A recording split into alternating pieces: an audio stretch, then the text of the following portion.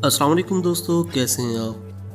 दोस्तों, आजकल कतर में फुटबॉल वर्ल्ड कप का मेला जारी है, जबकि इससे चंद रोज कबल ऑस्ट्रेलिया में क्रिकेट वर्ल्ड कप हुआ। ये दोनों इवेंट्स यूं तो बिल्कुल मुख्तलिफ हैं, लेकिन इन दोनों में एक चीज मुश्तरक होती है, और वो ये कि मैच से कबल टीमों के कौमी तराने के लिए खिलाड़ी जब मैदान में आते हैं तो इनके साथ कुछ बच्चे भी होते हैं। क्या ये इन खिलाड़ियों के बच्चे होते हैं या मुताल्लिका ममालिक के बच्चे होते हैं, और बच्चों को साथ लाने का मकसद क्या है? ये सवालात अक्सर शायकीन के जहनों में गर्दिश करते हैं। आज हम आपको बताते हैं कि बच्चों को साथ लाने का मकसद क्या है और ये बच्चे कौन होते हैं। दोस्तों, खिलाड़ियों के साथ बच्चों का मैदान में आना पहले सिर्फ फुटबॉल तक महदूद था, लेकिन बाद में क्रिकेट में भी इस रिवायत को अपना लिया गया और क्रिकेट के मुकाबलों में भी खिलाड़ियों के साथ बच्चे ग्राउंड में आने लगे। बच्चों को खिलाड़ियों के साथ लाने की रिवायत यूरोपियन प्रीमियर लीग से शुरू हुई। ये टीम बच्चों के लिए फंड्स की मुहिम के दौरान खेले जाने वाले मैचेस में बच्चे भी खिलाड़ियों के साथ ग्राउंड में आए और उन माली मसाइल से 2-4 बच्चों को ग्राउंड में लोगों के सामने पेश किया गया, जिसके बाद ये रिवायत आम हो गई। खिलाड़ियों के साथ आने वाले बच्चों को मैस्कोट्स कहा जाता है। ये बच्चे कुछ खास मराद से लुत्फ अंदोज हो सकते हैं,